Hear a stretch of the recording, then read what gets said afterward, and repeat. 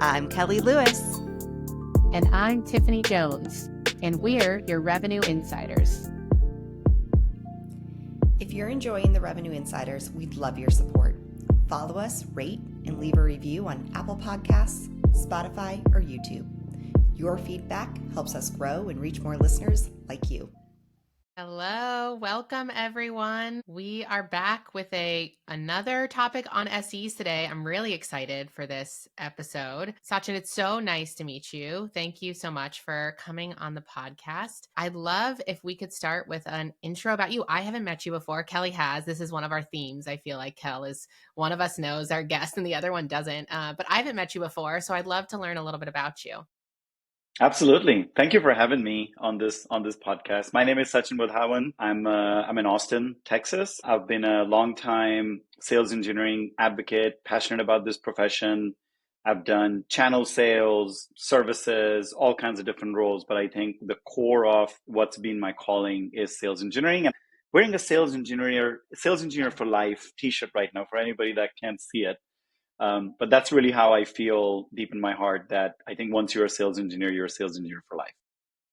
Absolutely. So you are author of Trust Your SE, Sell Yes. Bigger, Better, and Faster with Sales Engineering. So excited about this. SEs are like my favorite people. I'm going to give some shout outs later in the episode. You're also a podcast host as well of Coffee with Sales Engineers. So is that usually a group of sales engineers getting on and talking about the function? Yeah. The podcast predominantly attracts actually people that don't know about sales engineering, and they are curious to know, they want to hear from other sales engineers. So it's interesting, what I really look for when I look for guests in the podcast, if I'm, networking and meeting somebody, I'm always like, how did you fall into sales engineering? What did you do before? And when somebody say I was a musician, or I was a bus driver, or I was a pastry chef, I'm like, I need you on my podcast because I want to see if there are other pastry chefs that could be sales engineers. They just aren't because they don't know about it. So you'll see, the audience, it's intentionally broad audience. The book that I'm super excited about, again, those who can't see, I'm sharing my proud book on the screen, but the book was really inspired by, I've been in sales and go to market for a very long time, and I've always seen the evolution of how much sales coaching, sales training, how much material is out there to help sales reps become better at their trade. And over time, there's also so much content now, thankfully, about sales engineers on how sales engineers can get better at their trade, right? The intersection between those two was missing. So I identified that not a lot of books were talking about how sales reps can optimize their value from sales engineering. So that was the inspiration of the book. That's what the book is about. As Kelly, you mentioned, it's all about leveraging your SEs to sell bigger, better, and faster deals. And I know everybody in this audience wants bigger, better, and faster deals. So yeah, I'm super excited about, having the book, and, I'm getting a lot of good feedback from reps, from SEs. SEs are gifting it to their reps saying, hey, you should read this book. And reps are gifting to their SEs saying, hey, I really appreciate it, and this is a good Christmas gift for you. So it's been amazing. That's so cool. So thinking about the SEs that are gifting it to their AEs, like a hint, hint, nudge, nudge, what are some of the things, like the top 3 things in the book that you think like are important for AEs to really know or understand to work best with their SE? Yeah. That's the core of the book. The book kind of goes into, learning about who SEs are, why they become an SE, what motivates them, right? So I think the things that come to mind, like when I think about if 3 things that AEs should think about learning about their SEs, one is what truly motivates them, right? I've always been, and I'll use this analogy a couple of times, the Batman Robin. Like I've always seen, like, I'm the Robin SE, my rep is the Batman, and we can't do each other's jobs, but we both need to do our jobs to be successful, to get the successful outcomes. But we're part of the sales, we're part of this, usually part of the same quota attainment and things like that. And you can very easily think that, well, then they are driven by exactly what I'm driven by. And that's usually not true, right? So I would truly ask your SE is like, what really motivates you? And often what you would hear as an AE It's not the accelerator necessarily. It's not the president's club, although all of those things are very nice. But it's really walking into a complex scenario and being able to solve for it, right? That's kind of the core of what might motivate them.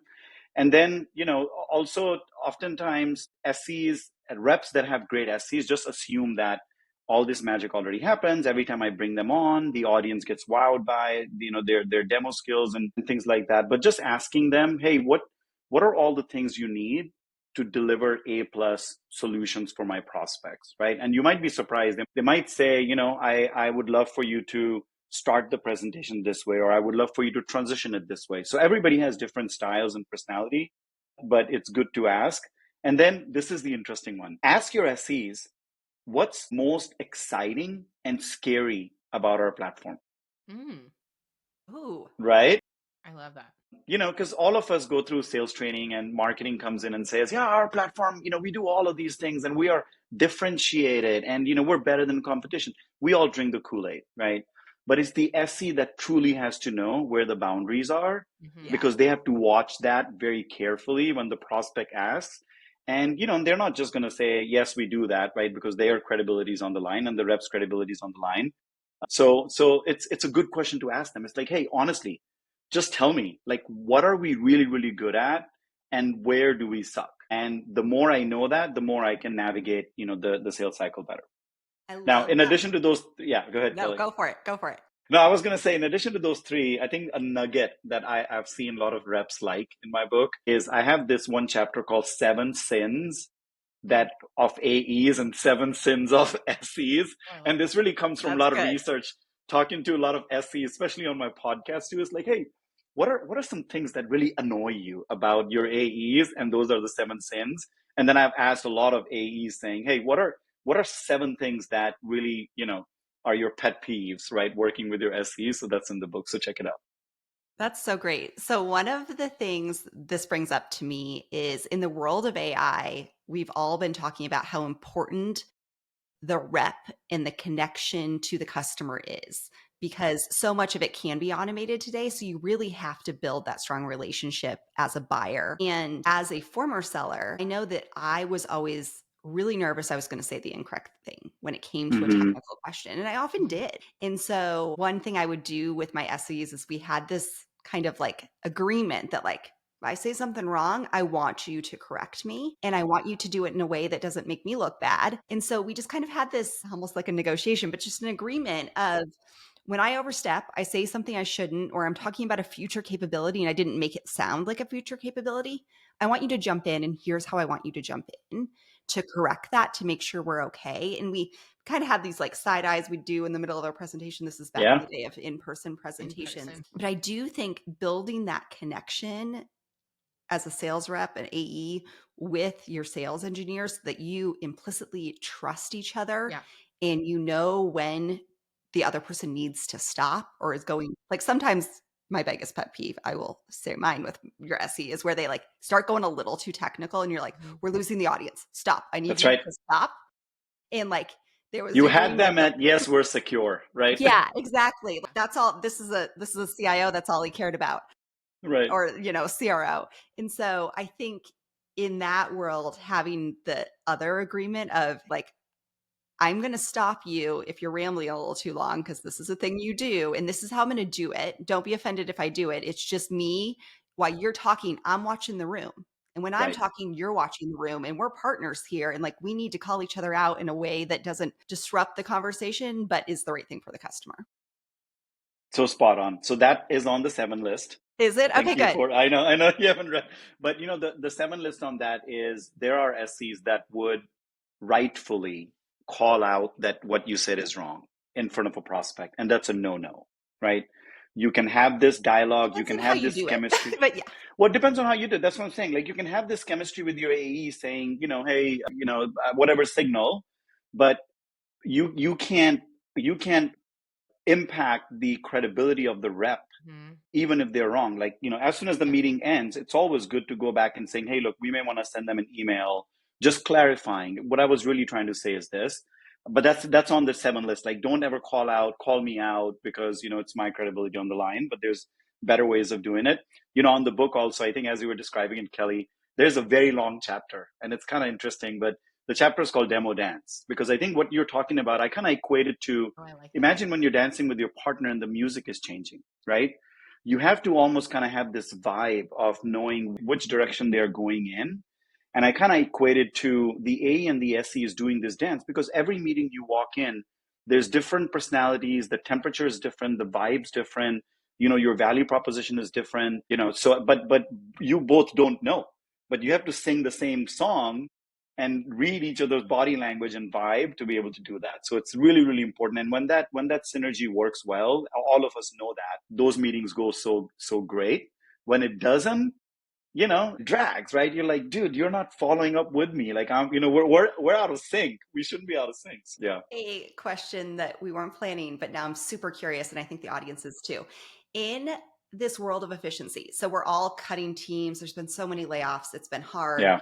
SEs definitely have gotten cut at organizations I've been at. Yeah. What do you think the right AE to SE ratio is in today's Ooh. world? And why is that important? Yeah. That's a great question. I think the benchmarks that I know of, and again, there's no formal benchmarks. Consensus has some really good reporting. There's good data available out there, but the answer really depends on the complexity of the sales cycle. And are you really focused on SMB, mid-market, enterprise? The most common, and this is high level, right? I've seen at the enterprise level 1-to-1, at mid-market 3-to-1, at SMB, could be 5-to-7-to-1. Right. And the reason that's important is really what kind of quality are you anticipating from the SE? Because it truly is a matter of bandwidth, right? If I have 2 extra hours to really dig into this prospect that we're about to present to, right? I'm going to look up, their website. I'm going to watch some of their demos. I'm going to read their press releases. A lot of that knowledge is going to seep into the way I'm addressing their questions, right? But if I literally have 5 minutes to look at their website and I know what they're called and what their URL is, guess what? My responses are going to be pretty generic, right? So I think it really, companies, CROs have to really think about what quality of preparation and commitment do we want to bring on every opportunity, and that should dictate, the AE to SE ratio. So follow-up question. I know you mentioned AI, and yeah, please. Yeah, I want to talk about AI. No, I'm going the same somewhere place in you there. are. Yes. I'm curious, like how AI might change that a little bit. Like a lot of things that you're describing are the same things like in the AE world. You're like, how do I make that faster and more productive for you? So like, how is that ratio evolving with AI kind of entering the market for SEs?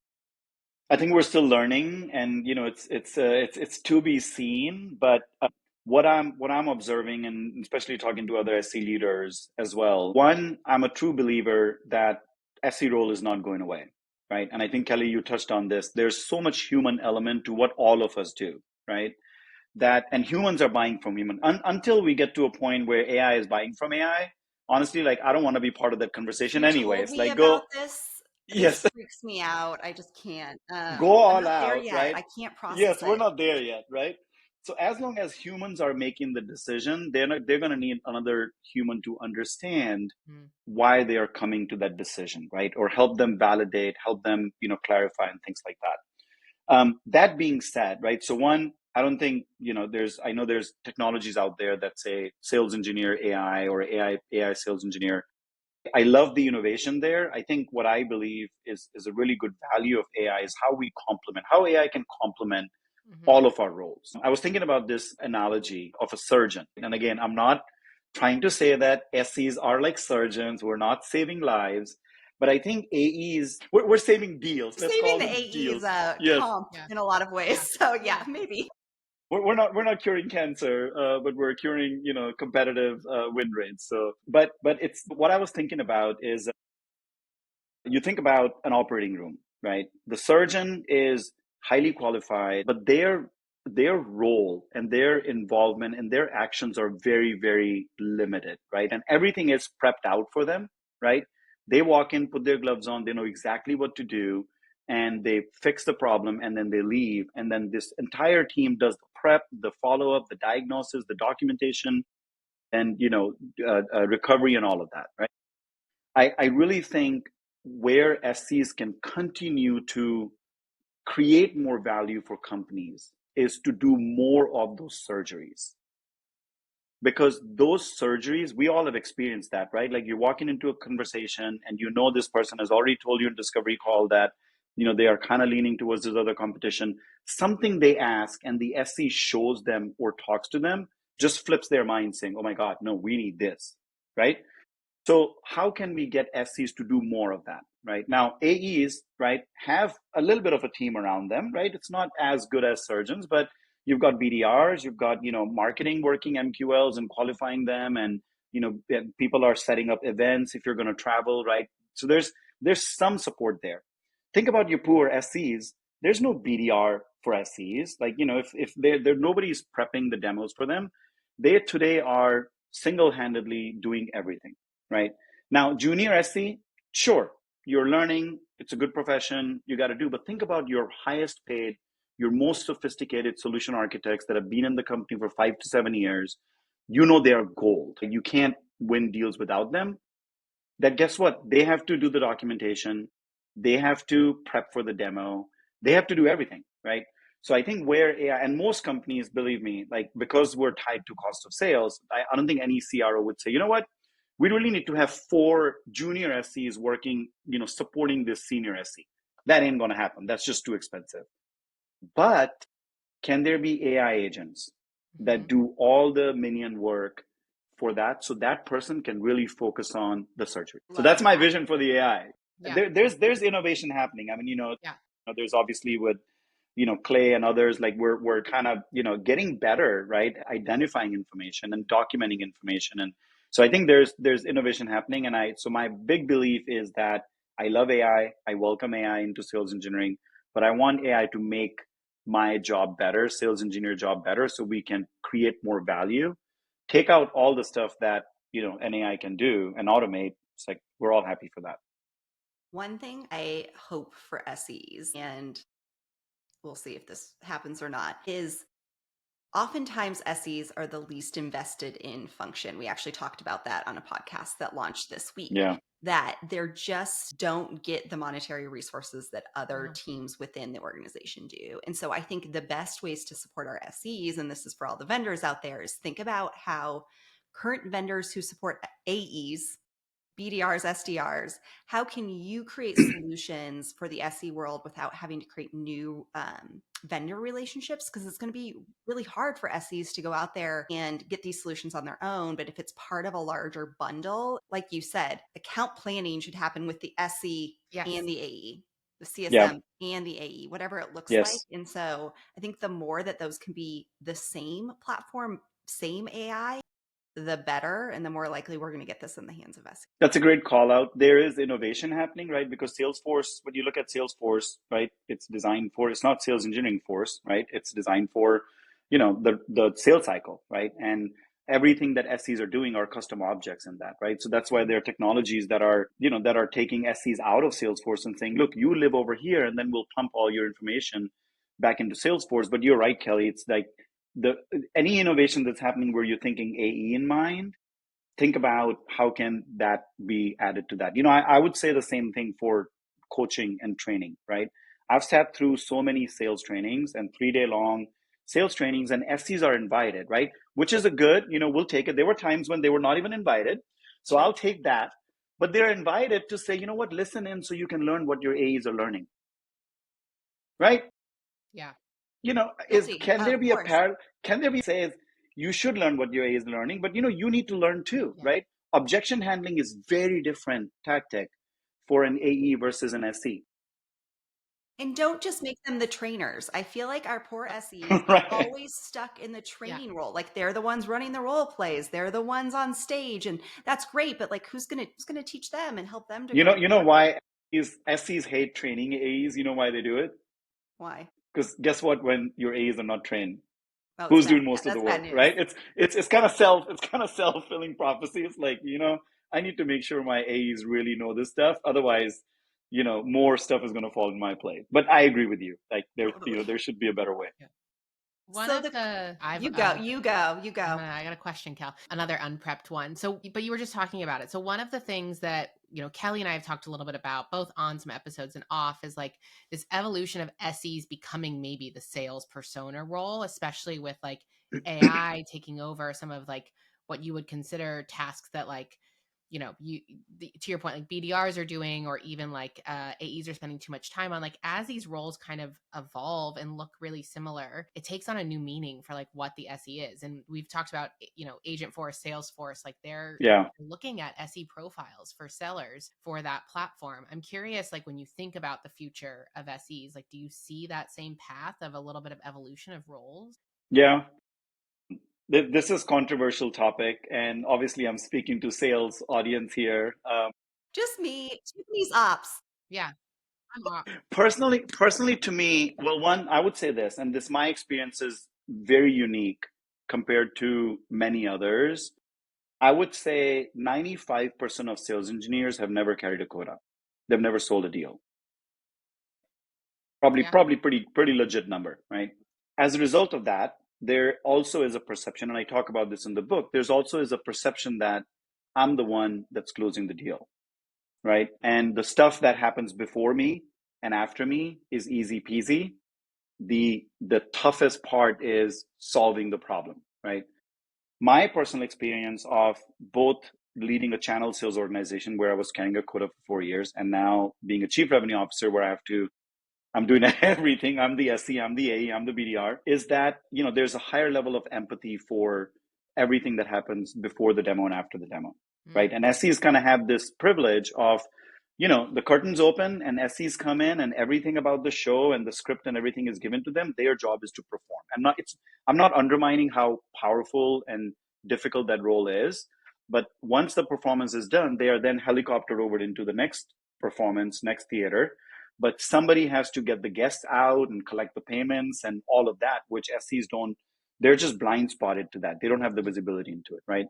So I think on the thought of, hey, don't need AEs? Can SEs just do that? One, I would say, kind of going back to Batman and Robin, like I never looked at my Batman and say, how can I be the Batman?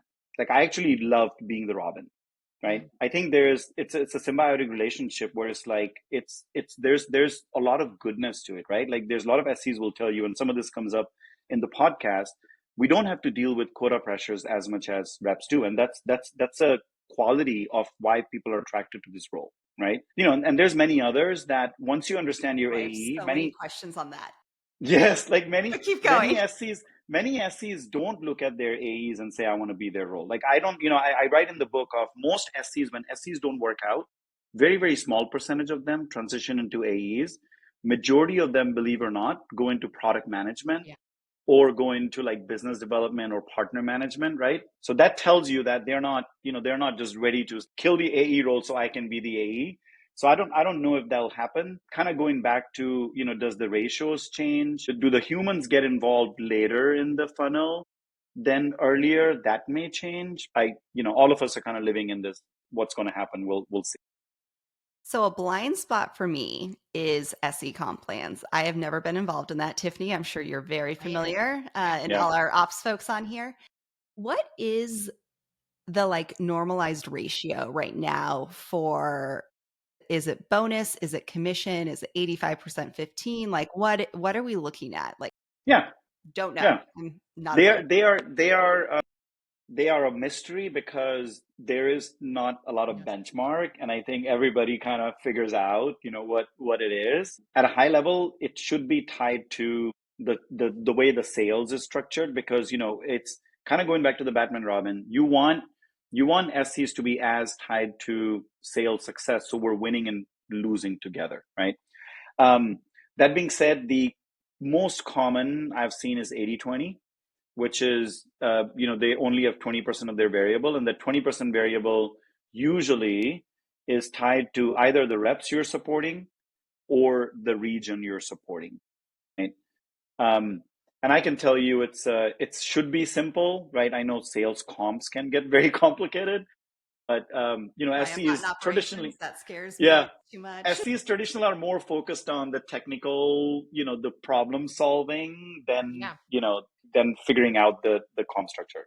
I've seen it 80-20 when you have a slightly less technical sales Yeah. process, and 70-30 when your SE Yeah. is much more involved, depending on how much technical work needs to happen during the sale. I think depending on the growth size that you're at, like when you have really high ratios or a lot of volatility in your sales team, you're a newer, smaller company, tying it to like the health of the company or the region gives some protection to the SEs. And as you mature, even getting down to a deal by deal assignment basis where, like, again, you're tied to your AEs, but you actually are attached to deals in some capacity.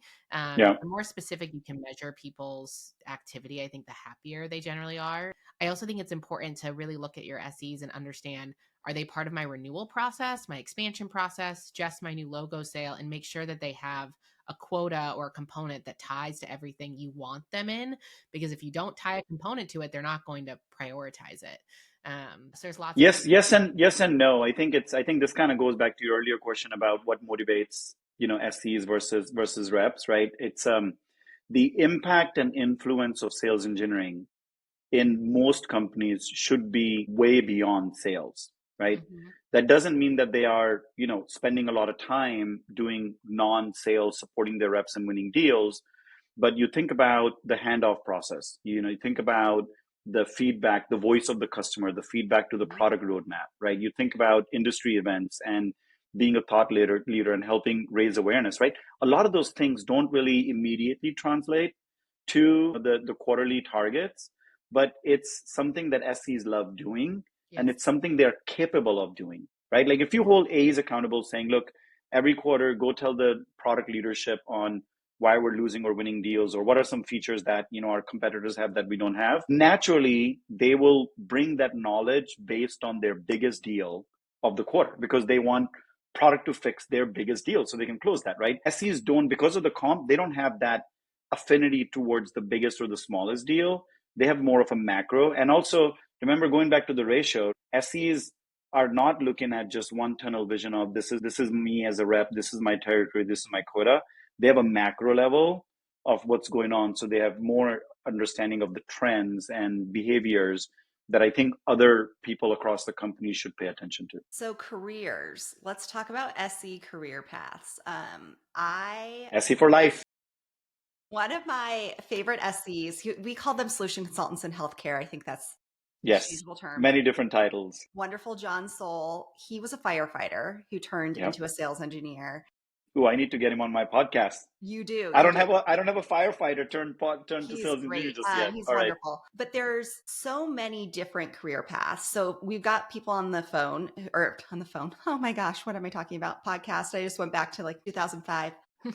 Sorry, audience. We've got people on the podcast, not on the phone, who are likely going to be hiring SEs. And how can they get creative? Like, what are industries that you've seen outside of normal tech and sales that transition really nicely into a sales engineer role? And then I'd love to learn just a little bit more about the sales engineer career path. Yeah, no, absolutely. And that was actually one of the reasons why I wanted to write this book, because the titles are very different, right? So people don't really have understanding of, okay, if somebody's called solution architect versus solution consultant, what does that really mean? Every company doesn't usually have defined, like, with AEs, there's less concern about solution path because it's more about, hitting your targets and hitting accelerators. Whereas, are you a staff SC versus senior SC versus principal SC? What does that mean? So, so I described that. I think, for hiring, from a hiring standpoint, unfortunately, there's not an undergrad or master's in sales engineering today, right? So you can't look at a resume and say, are you a certified sales engineer, right? Which is kind of crazy, right? I kind of use this analogy of, rep would put their, would bet on their SC to win their biggest deal of the year, right? Knowing that this person was never certified, in their profession. Everybody kind of learns their way through. One of the best hires I've had in my experience hiring SCs are actually the non-traditional ones, right? They didn't come from computer science background. They were the firefighter. They were the musician. Because, and I talk a lot about this, in the podcast too, it's the intellectual curiosity. It's the the desire and passion to solve problems, and it's, connecting with people and building trust. All of those things can come from teachers, can come from musicians, can come from different professions. So I would look for that rock star, quality, and, in that interview, for why they want sales engineering profession. It is really hard for people that are not SCs to get into SCs because of the same thing, right? Like, they'll submit a resume, and most hiring managers will look at that and say, nah, you've never done it, I don't want to teach it to you. So but that's, to me, it's take a chance on people that have shown, if somebody has built a bike on their own, they're probably a good SC candidate. It's funny you know you use that analogy, because the head of our North America sales engineering organization at my company is like always building a bike. And his, like, we have a joke when we do introductions and people say how many bikes they have. And he always has half a bike or a third of a bike, because he's always in the middle of building a bike. yeah, it's not easy to That's build, but really he's funny. he's figuring out somehow, right? Like, Yeah.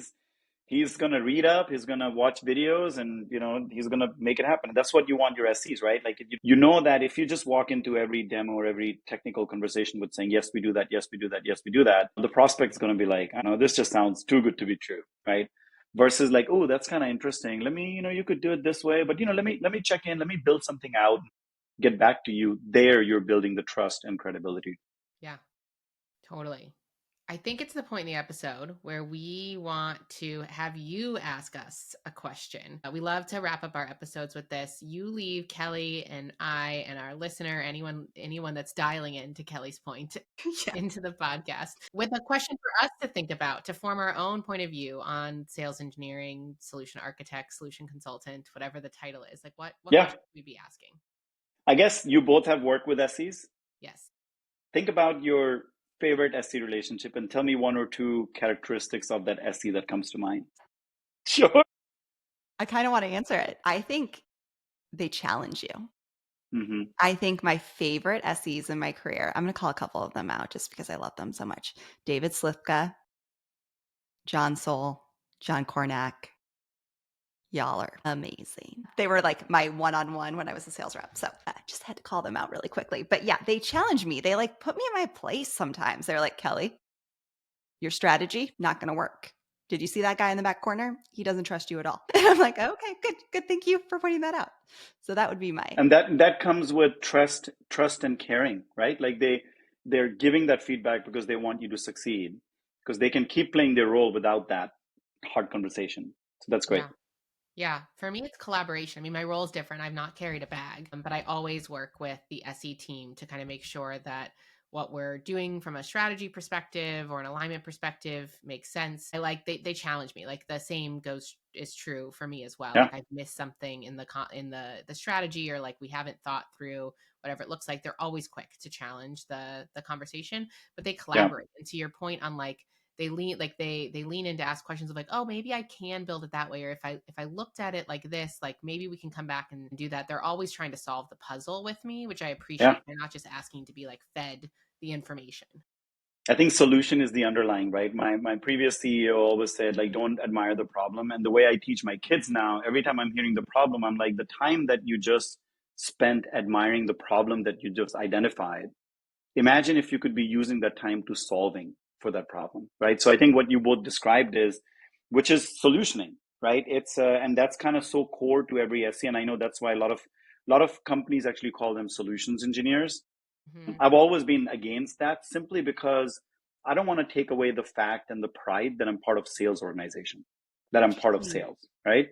So should I be solutioning? Absolutely. But I don't want my title to be that. I want my title to be sales engineer. Like, I'm engineering, I'm helping the sale, right? So, but you're spot on. It's the solutioning that gets them excited. That's what they're good at. That's what you want them to be doing. That's what prospects trust. So all of that is good. I think two challenges that I would give the audience, right? And I put this in the book.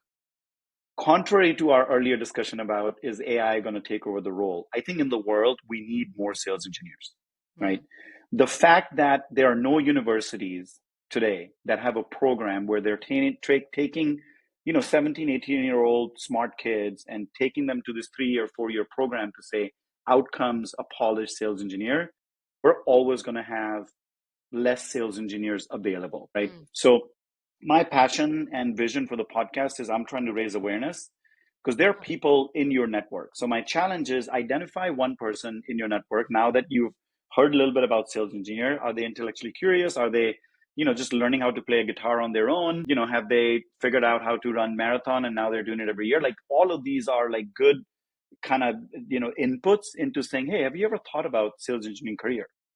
Right? So that's challenge number one, is go identify somebody who hasn't even thought about that, and then guide them to go listen to this podcast or read this book or, talk to other SEs.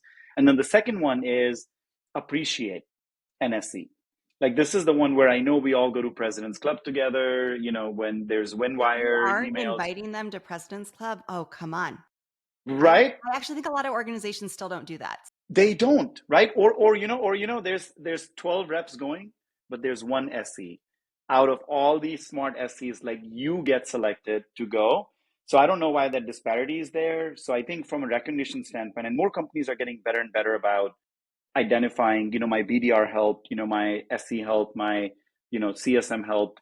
But I think we can always use more of that. So look across your network and, the names you mentioned, Kelly, like send them a LinkedIn message saying, I really appreciate everything you've done for me in the past. They will love that. That's great. I love that. I think I might be raising future SEs. I don't let them tell me their problem. They have to tell me their answer. I don't want to hear your you might be. That's a good point. Yeah, I do have onesies. So on my side hustle, I have a store called SC Bazaar.